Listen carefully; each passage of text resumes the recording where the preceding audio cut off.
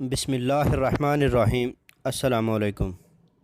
آج کی تازہ ترین خبروں کے ساتھ میں حاضر ہوں۔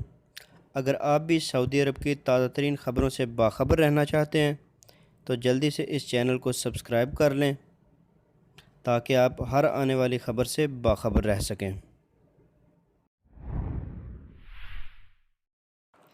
سعودی عرب اور G20 کے لیے قیادت کا لمحہ۔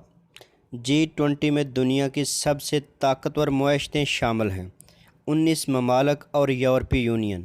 اس کی بنیاد 1999 میں اس وقت رکھی گئی جب یہ بات واضح ہو گئی تھی کہ G8 کے سرکردہ صنعتی ممالک کو ابھرتی ہوئی معیشتوں بالخصوص ایشیا کی ضرورت ہے۔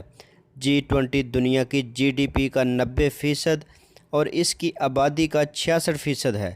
اس تنظیم میں صرف 3 اکثریتی مسلمان ارکان انڈونیشیا، ترکی اور سعودی عرب شامل ہیں۔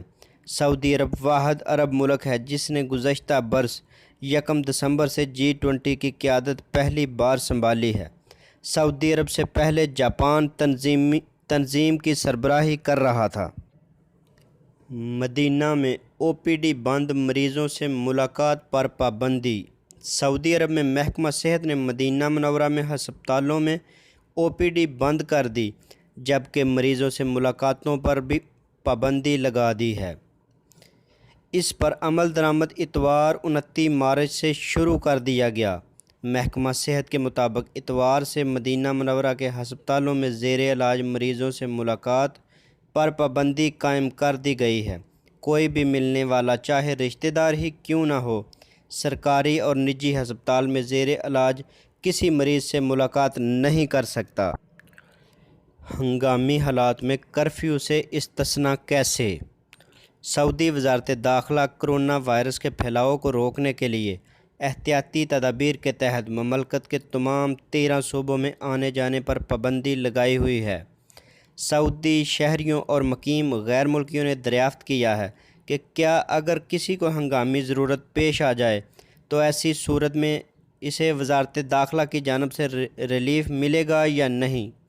سعودی خبر رساں ادارے SPA کے مطابق محکمہ امن العامہ کے ترجمان نے اس استفسار کا جواب دیتے ہوئے کہا کہ اگر کسی سعودی شہری اور مقیم غیر ملکی کو کسی ہنگامی ضرورت کے تحت ایک صوبے سے دوسرے صوبے میں جانا ضروری ہو یا اس طرح کی کوئی مجبوری پیش آ جائے تو اسے سفر کی اجازت ہوگی، البتہ اس کے لیے اسے اجازت نامہ حاصل کرنا ہوگا۔ امن عامہ کے ڈائریکٹر کے ماتحت ایک ورکنگ ٹیم 24 گھنٹے ڈیوٹی پر ہے۔ مملکت کے کسی بھی علاقے آنے جانے کے لیے اجازت نامے کی درخواست اسی ٹیم کو دینا ہوتی ہے اور وہ درخواست roc@ps.moi.gov.sa پر درخواست پیش کرنا ہوتی ہے۔ اسیر ریجن میں شادی کی مختصر ترین تقریب۔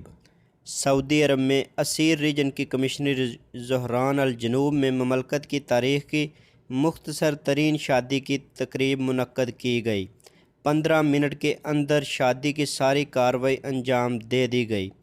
الوطن اخبار کے مطابق دولہا اور دلہن کے رشتہ داروں کا کہنا ہے کہ شادی کی کئی ماہ قبل تاریخ مقرر کر دی گئی تھی۔ اسیر ریجن میں شادی کی تقریبات دھوم دھام سے منائی جاتی ہیں۔ تیاریاں بھی بڑے پیمانے پر کی گئی تھی۔ دولہا اور دلہن کے سینکڑوں رشتہ دار تقریب میں مدعو تھے، لیکن تقریب کو مختصر ترین وقت میں 15 منٹ میں شادی کو فارغ کر دیا گیا۔ وزارت تجارت کا گودام پر چھاپہ، 1 ملین ماسک برآمد۔ سعودی وزارت تجارت نے حائل میں خفیہ گودام سے 10 لاکھ سے زائد حفاظتی ماسک برآمد کر لیے۔ سعودی خبر رساں ایجنسی SPA کے مطابق ایک گودام پر چھاپہ مارا گیا جسے ایک ایجنٹ آن لائن چلا رہا تھا۔ گودام میں موجود ماسک کا ذخیرہ ضبط کر کے اسے مناسب نرخ پر مارکیٹ کے حوالے کر دیا گیا ہے۔ 6 ماہ تک آن لائن خدمات پر فیس معاف۔ سعودی عربین مانیٹری اتھارٹی ساما نے اکاؤنٹ ہولڈرز کے لیے آن لائن خدمات فیس 6 ماہ کے لیے معاف کی ہے۔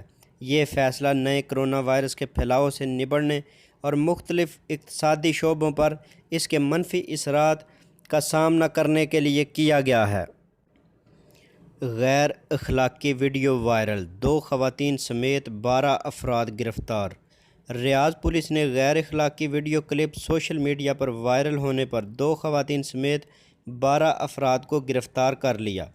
آجل ویب سائٹ کے مطابق ریاض پولیس کے ترجمان شاکر التویجری نے بتایا کہ پولیس نے بروقت کارروائی کر کے یہ 2 خواتین اور 10 افراد کو یہ کل 12 کو گرفتار کر کے تو متعلقہ ادارے کے حوالے کر دیا ہے۔